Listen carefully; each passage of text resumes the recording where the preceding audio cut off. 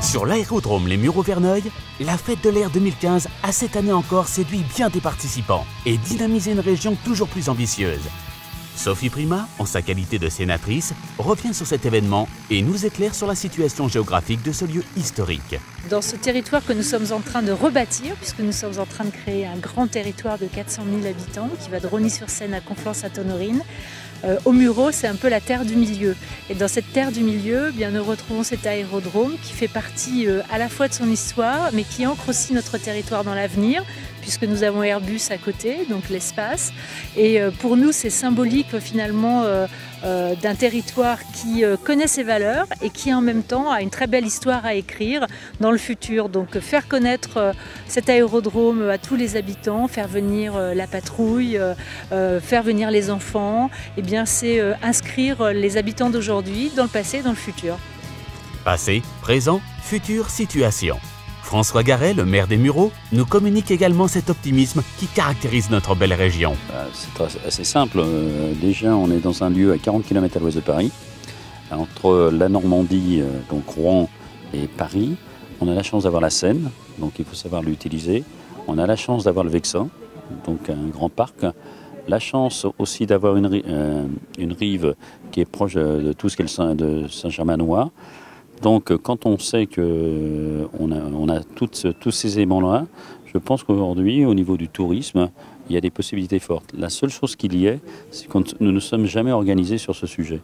Et grâce à la communauté urbaine qu'on va créer, je pense qu'à terme, c'est la première fois qu'on va discuter tous ensemble de Poissy-à-Cher-Conflans à Rosny. Et bien évidemment, on va certainement mettre nos forces tous ensemble, à la fois quand je regarde que ce soit pour les activités de loisirs, quand on a 2 bases de loisirs, quand on a des forêts magnifiques pour la randonnée. C'est pour ça d'ailleurs qu'on lance la marche nordique. Et je crois que c'est un lieu où on peut faire des choses sensationnelles. Certes, le soleil n'était pas au rendez-vous de cette édition 2015. Mais le public très nombreux, les militaires ainsi que tous les aviateurs et leurs machines de légende ont répondu présent. À noter cette année la présence non seulement des forces armées, mais en invité star, l'ensemble des pilotes de la patrouille de France. Les femmes également s'y étaient donné rendez-vous, comme le soulignait Diaït, maire de Carrières sous Poissy. Un maire qui ne cache pas l'intérêt qu'il porte pour sa ville et pour toute sa région. La fête de l'air est une manifestation exceptionnelle qui a un véritable caractère régional et c'est une vraie fierté pour notre territoire, pour l'Île-de-France et les Yvelines en particulier, de l'accueillir. L'aéroport des Mureaux-Verneuil est un site exceptionnel qui accueille des manifestations comme la fête de l'air qui méritent vraiment d'être soutenues et d'être soulignées. La présence de la Patrouille de France est un événement majeur. L'association des femmes pilotes ici qui vient se réunir pour sa soirée de gala nous montre aussi le rôle des femmes en général et puis en particulier dans le domaine de l'aviation. Et quand on se rappelle toutes ces pionnières de l'aviation, on peut se dire qu'ici à Verneuil et aux Mureaux sur cet aérodrome, on rend hommage à notre histoire.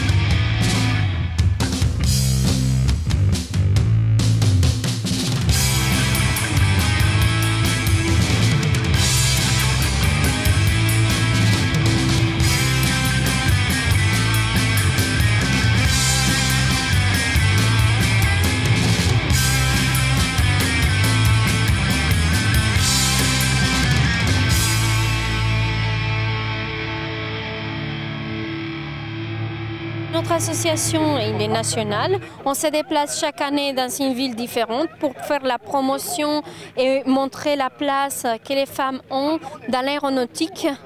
Et on travaille très étroite avec Air France, avec les écoles des ingénieurs comme IPSA, le CFA, pour que les femmes aient un choix et le droit de participer à ce genre d'accéder à ce genre d'école. Sachez que les femmes ont leur place dans l'aéronautique et il y a des bourses et des écoles qui sont prêts à vous accueillir pour vous démontrer que l'aviation est faite pour les femmes. Alors qu'on se le dise, le machisme n'est plus de mise dans l'aérien. 1000 métiers, 1000 manières de s'investir dans tout ce qui vole. Et ce n'est pas Sandrine Bourneton qui nous contredira, malgré le handicap physique qu'elle a dû surmonter. En fait, il y en a beaucoup plus que l'on croit, parce qu'au départ, on se dit des femmes, il y a peu de femmes qui font de la voltige parce que ça décoiffe, mais pas du tout. En fait, au club de voltige où je vole, à Dreux, je pense qu'il y a à peu près une dizaine de filles qui font de la voltige.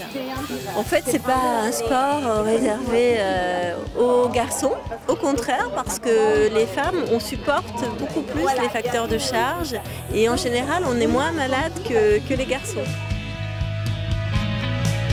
Simplement, c'est vrai que ça demande des qualités physiques assez... Il vaut mieux être sportive au départ.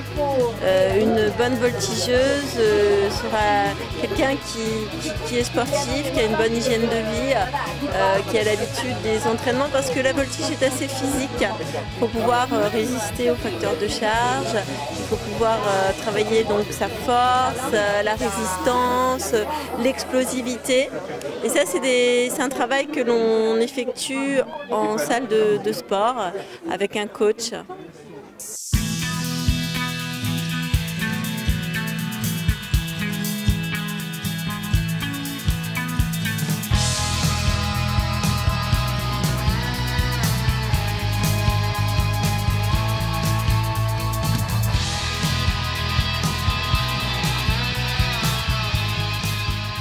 L'envol des femmes n'est pas pour déplaire au président de l'aérodrome, Eugène Dalle, qui revient pour nous sur la genèse de cette fête, sur l'intérêt qu'elle présente, mais qui nous parle aussi d'avenir. Un sujet qu'il aborde avec beaucoup d'enthousiasme. On va continuer, on va développer ce genre d'activité comme on fait tous les ans, puisqu'on a commencé avec 1500 personnes, on en est maintenant à 30 000, et j'espère que dans le futur, on dépassera ce stade, avec des évolutions par des teams acrobatiques qui viendraient un peu, je dirais, de l'Europe. Mais le développement du terrain n'est pas lié qu'à cela. Actuellement, on a une équipe qui fait sur ce terrain de l'aéromodélisme. Et l'aéromodélisme, c'est une façon aussi d'apprendre à piloter et de piloter. Donc j'ai pris la décision, et je l'ai fait d'ailleurs voter au dernier conseil syndical, de développer l'activité des drones, l'école des drones, pour deux raisons.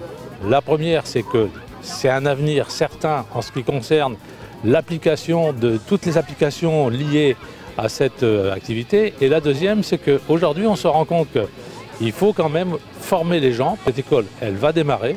On a signé les accords avec les gens qui vont bien. Elle devrait démarrer en septembre. Et bien sûr, avec des applications un peu différentes de ce qui peut se faire actuellement dans ce genre de domaine.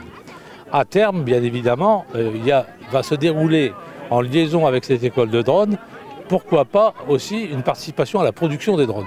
Parce qu'aujourd'hui, on les achète à l'étranger, mais les gens avec qui nous avons passé un contrat, enfin pas un contrat, mais une convention, aujourd'hui, ils ont une industrie de fabrication des drones qui démarre. Donc moi, je suis tout à fait prêt à les aider dans ces domaines-là. Vous avez vu que la fête, elle est conviviale. Ce n'est pas une fête organisée comme elle peut l'être au Bourget, par exemple. Non, c'est un terrain, c'est fête conviviale. Et cette fête conviviale fait que on accueille beaucoup de public de façon gratuite, et pour les faire participer, je dirais, au rêve, parce que l'aéronautique, c'est le rêve. L'enfant, moi quand j'étais tout enfant, je regardais les oiseaux, ça me faisait rêver. Et de ce rêve-là, pourquoi je ne piloterais pas? Et c'est ce que j'ai fait, c'est justement l'aboutissement de ces rêves. Il y a aussi, je pense, la partie développement associée à l'aviation. Or, nous avons sur ce terrain des choses qui vont bien, dont des constructeurs aéronautiques. Et il serait dommage quand même qu'on n'arrive pas aujourd'hui à avoir des spécialistes, enfin des jeunes qui se mettent dans ce genre de choses pour pouvoir développer la construction, non plus amateur, mais la construction, je dirais, industrielle. Autour de cette chaleur humaine, je dirais, de la convivialité, il y a aussi une chose importante, c'est avoir un lieu de rassemblement, à la fois de la jeunesse et des parents. Aujourd'hui, je lance un restaurant ludique. Alors, ça n'existe pas beaucoup. Un restaurant ludique, c'est un restaurant où les enfants prennent les parents par la main puis disent « Papa, si on allait faire un tour sur le terrain d'aviation ». Et pour faire ça, il faut donner un but. Et le but, c'est pas non seulement de voir des avions, mais c'est aussi de les piloter à travers des simulateurs de vol. Si vous avez vu sur le terrain, les simulateurs de vol, c'est génial. D'ailleurs, je vous recommande d'aller faire un tour. Mais si vous ne pouvez pas, je vous organiserai une session spéciale là-dessus. Mais faire de la simulation de vol, emmener ses parents, aller autour d'une table, en discuter après, parler, susciter les vocations, la réalisation du rêve, et ça, si j'atteins cet objectif-là, je pense que demain sera un autre jour.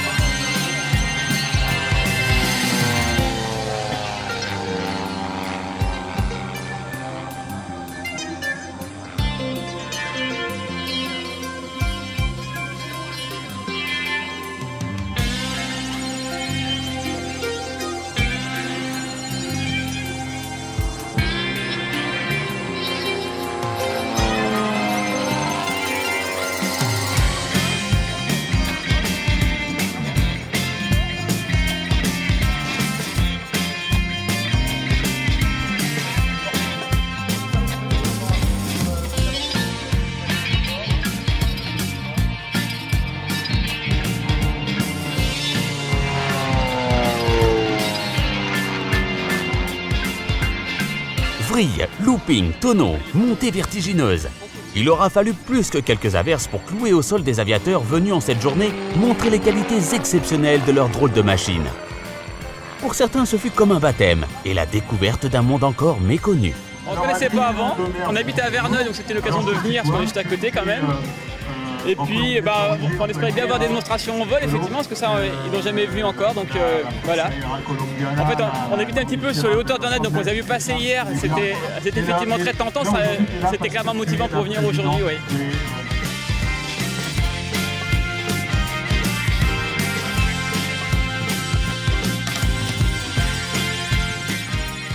Des appareils de tous âges, souvent fabriqués de leurs mains, et qui, soit dit en passant, ont forcé l'admiration d'un public conscient de l'exploit que cela constituait de voler avec une telle météo.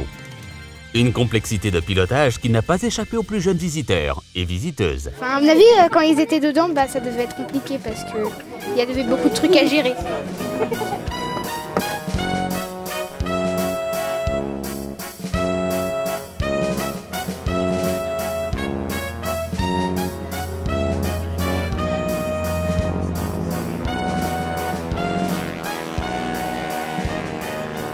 À la fête de l'air, on aime se rappeler que l'avenir se construit toujours en honorant la mémoire des anciens et en découvrant les plus grandes pages de l'histoire de France. Je voudrais être dans l'armée de l'air, un pilote de Rafale. Après, conduire justement des Alpha Jets, enfin, ça n'existera peut-être plus, mais être dans la patrouille de France. Tout cela participe à l'enthousiasme que nous avons rencontré chez tous les enfants présents sur ces stands. L'intérêt, c'est un peu de mettre en perspective les différents belligérants. Donc on intervient parfois avec des gens qui représentent l'armée française. L'intérêt, c'est de comparer un peu l'armement, la façon de vivre des soldats, la façon dont ils vivaient sur le terrain, tous les équipements qui les entourent. Et puis après, je dirais que c'est une passion commune pour l'histoire de la Seconde Guerre mondiale qui peut se manifester sous des formes différentes. On est plusieurs à porter plusieurs uniformes, soit dans la même époque, c'est-à-dire que moi j'ai aussi un uniforme américain et un uniforme français, mais il y a aussi des gens dans l'association qui font du viking ou qui font du romain ou que sais-je. Après, c'est plus une passion pour l'histoire qui nous rassemble. Et puis notre intérêt après, c'est de partager cette passion-là, puisque voilà, l'objet c'est vraiment de rencontrer, de partager avec les copains sous les autres uniformes, avec le public, d'amener une dimension vivante aussi, d'être un peu moins formel que dans un musée où on ne peut pas toucher les objets. Nous là, l'intérêt, vous avez vu certainement, les enfants, ils peuvent monter utiliser les différents équipements, monter sur la moto, s'asseoir sur le canon, manipuler les objets, vraiment avoir un côté plus concret. Et on espère comme ça essayer de les intéresser au sujet de la Deuxième Guerre mondiale, pour faire en sorte que toute cette histoire-là qui nous plaît, et qui est l'histoire aussi de nos régions et de notre pays et de l'Europe d'une façon plus générale, reste vivante. Mais il y en a un peu pour tous les âges, pour peu que les gens s'intéressent un peu, et on essaye d'aller vers eux pour répondre à leurs attentes et voir un peu dans quelle façon on peut essayer de les attirer un peu dans notre passion, quoi, dans un peu notre univers. Le second solo, le capitaine Michel Benjamin, le numéro 8. Voilà. Et le remplaçant qui peut remplacer... Point d'orgue de cette journée, l'arrivée des Top Gun français, du corps d'élite de l'armée de l'air, les pilotes au grand complet de la célèbre Patrouille de France. Créée en 1953, sa mission est de représenter l'armée de l'air et d'être ambassadrice de l'aéronautique française. Considérée comme la plus prestigieuse, aux côtés des Red Arrows anglais, des Blue Angels américains ou même des Frecce Tricolori de l'armée de l'air italienne, sa présence a clairement séduit le public présent. Capitaine Touzé et Bourmeau qui seront intérieur droit et intérieur gauche l'année prochaine. Voilà, on peut les applaudir. Voilà. Donc la patrouille de France, ce ne sont pas que des pilotes. Voilà, comme vous le savez, il y a des avions à mettre en œuvre, donc il y a des mécaniciens qui sont là, que vous avez pu voir toute la journée. Le reste de l'équipe est à Évreux et remet en œuvre les avions pour que nous puissions partir demain à Rodez. Et à l'image de la devise de l'armée de l'air, nous sommes tous unis pour faire face aux missions qui nous sont demandées. Donc il y a énormément de militaires qui travaillent à la patrouille de France. Notre métier, c'est de représenter l'armée de l'air, les compétences de l'armée de l'air, mais également tous les militaires, et principalement ceux qui sont engagés en opération. Donc on peut avoir une pensée pour eux, pour tous nos militaires. Aussi, c'est le capitaine Chana, qui est l'extérieur. Et derrière, on a les solos qui font les croisements. Alors vous avez mal aujourd'hui, bien évidemment, mais vous connaissez la tradition de la patrouille. Donc le leader solo, le numéro 7, le capitaine Aubert. Le second solo, le capitaine Michel Benjamin, le numéro 8. Voilà. Et le remplaçant, qui peut remplacer tout le monde, le numéro 9, le capitaine William Leroy. Et c'est le premier meeting où nous avons la chance d'avoir parmi nous les 3 prochains pilotes qui vont s'avancer, les 3 prochains pilotes de la patrouille de France. Voilà. Le commandant Lieuemont, qui deviendra le charognard en 2016. C'est lors d'un meeting aérien en Algérie que le célèbre commentateur et journaliste Jacques Nottinger donnera son nom à la célèbre patrouille. Formée traditionnellement par les mythiques Fouga Magister, elle adoptera en 1981 les Alpha Jets. Au nombre de 9, ils font honneur à la France en dessinant dans le ciel leur très caractéristique fumée bleu-blanc-rouge. Pour le public galvanisé par leur présence, ce fut une immense séance de dédicaces, de témoignages de leur admiration et de photographies prises avec ces figures légendaires. Pour les pilotes eux-mêmes, ces échanges avec le public revêtent un sens en harmonie avec la mission que l'armée leur a confiée. Moi j'ai fait 4 ans sur Mirage 2000-5 quand je suis sorti d'école. Et ensuite j'ai fait 4 ans sur Rafale, voilà, Saint-Dizier. Et donc là je viens d'arriver à la Patrouille de France. L'idée c'est de donner l'image au grand public de ce que l'on fait dans les unités opérationnelles, donc avec des avions de chasse, des avions de transport, des hélicoptères et puis plus généralement l'armée de l'air. Donc voilà, l'idée c'est vraiment quelle est l'image que l'on veut donner de ça, et donc cette image on la retranscrit au travers des démonstrations, notamment les démonstrations de la Patrouille de France. Donc tout ce que ça génère, de par le côté esthétique, eh bien ça génère ce côté de ce professionnalisme que l'on retrouve aussi en unité de combat, et également la cohésion d'un groupe qui fait que le groupe est poussé à un niveau assez important et qui fait que le groupe se surpasse, et donc voilà. Donc on met toutes ces valeurs-là en avant.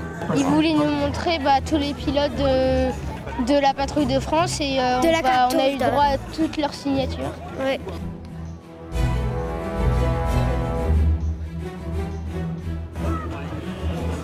On est très fan de la Patrouille de France. Enfin, surtout notre papa.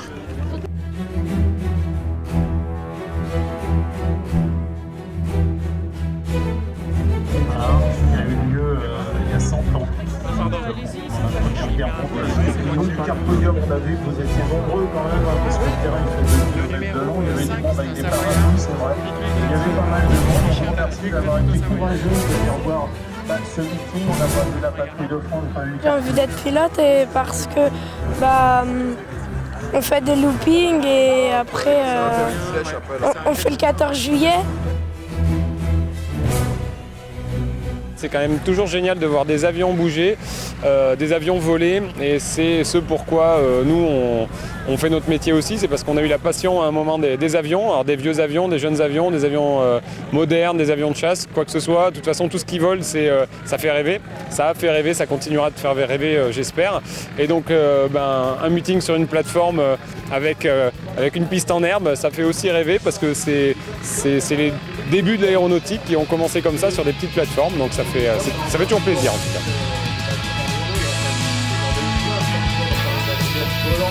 Alors, rendez-vous dans un an pour que cette magie réopère en compagnie d'un public toujours plus nombreux. Et que le soleil nous accompagne.